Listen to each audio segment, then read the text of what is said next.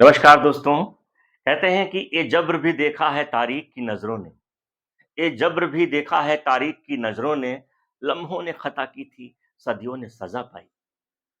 आप लोगों ने हमारे पहले वीडियो में जाना कि नवाब शुजाउद्दौला साहब ने मीर कासिम की जो मदद की, उसके एवज में उन्हें अपने अवध दरबार में एक रेजिडेंट नियुक्त करना पड़ा। साथ ही अंग्रेजों को 50 लाख रुपए की मोटी रकम चुकानी पड़ी। जी दोस्तों, आज हम बात करेंगे इस वीडियो में अवध के चौथे नवाब, जिनका नाम मिर्जा अमानी उर्फ मिर्जा अहिया खां या फिर आसिफुद्दौला था। मित्रों, इनका शासनकाल वर्ष 1775 से लेकर के 1797 तक चला है। पिछले वीडियो में हम बता ही चुके हैं कि यहाँ के तीसरे नवाब शुजाउद्दौला की मृत्यु के बाद अवध के सूबे का जिम्मा आता है इन्हीं के हाथों, जिन्हें हम नवाब आसिफुद्दौला के नाम से जानते हैं। मित्रों, नवाब आसिफुद्दौला का जन्म वर्ष 1748 में हुआ था। इनका वास्तविक नाम मिर्जा अमानी उर्फ मिर्जा अहिया खान था। आसिफुद्दौला की उपाधि इन्हें बाद में मिली। इनके जन्म के समय इनके पितामह अर्थात दादाजी सफदरजंग दिल्ली में मुगल साम्राज्य के वजीर के पद पर कार्यरत थे। वजीर का पद एक महत्वपूर्ण पद होता है, जिसे हम प्रधानमंत्री भी कहते हैं। उस समय मुगलिया सल्तनत में वह प्रधानमंत्री थे और इसी के चलते नवाब आसिफुद्दौला साहब का जो बचपन है, बड़े ही ऐशो आराम के साथ बीता। बाद में इनका विवाह शम्सुन्निसा बेगम के साथ हुआ वर्ष 1770 में।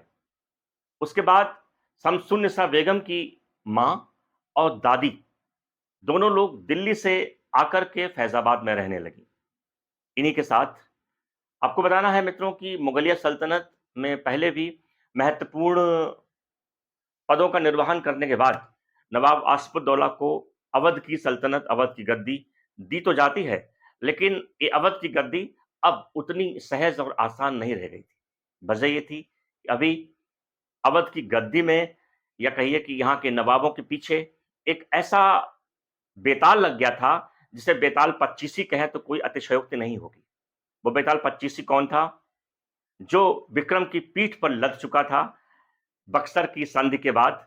जी दोस्तों, वो था अंग्रेज रेजिडेंट, जो लगातार अवध के दरबार में रहता था, जिसके खाने रहने और जिसकी फौज के बंदोबस्त का जिम्मा नवाब शुजाउद्दौला ने अपने ही सर पे ले लिया था।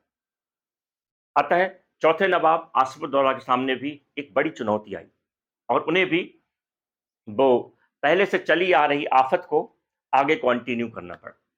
जब उन्होंने अवध के सूबे का जिम्मा अपने हाथों में लिया, तो उनके सामने कुछ शर्तें रखी गईं।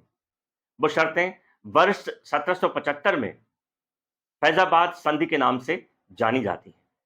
संधि तो मित्रों वहां होती है जहां दोनों पक्षों की बात कही और सुनी जाए। एक तरीके से वो अंग्रेजों की जबरिया अप्रोच थी। अंग्रेजों ने जबरदस्ती ही आसिफुद्दौला के सर तमाम सारी जिम्मेदारियां, एक लंबी फौज का खर्चा मढ़ दिया था। इसी के बाद आसिफुद्दौला ने उस रेजिडेंट के लिए लखनऊ में एक भवन का निर्माण कराया। उसको हम रेजिडेंसी के नाम से जानते हैं। जी दोस्तों, आसिफुद्दौला साहब बहुत ज़हीन आदमी थे और अपने मेहमानों को ठंडे मुल्क का समझकर उन्होंने दरियाए गोमती के किनारे एक ऊंचे टीले पर एक खूबसूरत इमारत बनवाई, जिसे हम सभी रेजिडेंसी के नाम से जानते हैं। वर्ष 1775 में ही अवध की संधि में यह भी तय हुआ कि अवध की राजधानी फैजाबाद की जगह अब लखनऊ होगी। जी दोस्तों, हम अवध फैजाबाद से लखनऊ की तरफ प्रस्थान कर चुके हैं। यहाँ राजधानी शिफ्ट होती है वर्ष 1775 में, जहाँ अंग्रेज रेजिडेंट के लिए रेजिडेंसी बनाई जाती है, जबकि उसके पीछे फौज का एक लंबा लश्कर कहाँ रहेगा, ये बड़ा प्रश्न था। इसलिए लखनऊ में उनके रहने का जो इंतजाम हुआ, बंदोबस्त हुआ, उसके लिए एक बड़ी छावनी की जरूरत थी और वो छावनी बनी मित्रों लखनऊ के मणियाव नामक स्थान पर। बहुत लोगों ने नहीं सुना होगा, लखनऊ की मणियाव छावनी ही अवध की पहली छावनी थी, जिसे नवाब आसिफुद्दौला के टाइम में ही बनाया गया था, जहां तमाम सारे अंग्रेज सिपाही के साथ साथ देशी तिरंगे भी रहते थे। इसी तरह जो लखनऊ में मणियाओं की छावनी बनी और वो कब तक रही, ये सब बताएंगे आपको अगले वीडियो में।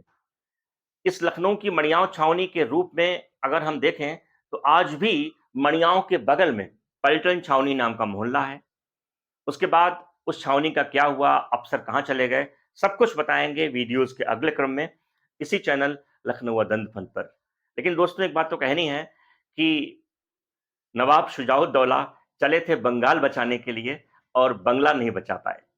बंगाल से बंगला गंवाना पड़ गया और किस तरीके से रेजिडेंट अफसर अवध के कोर्ट में, अवध के दरबार में आकर के नियुक्त हो गया।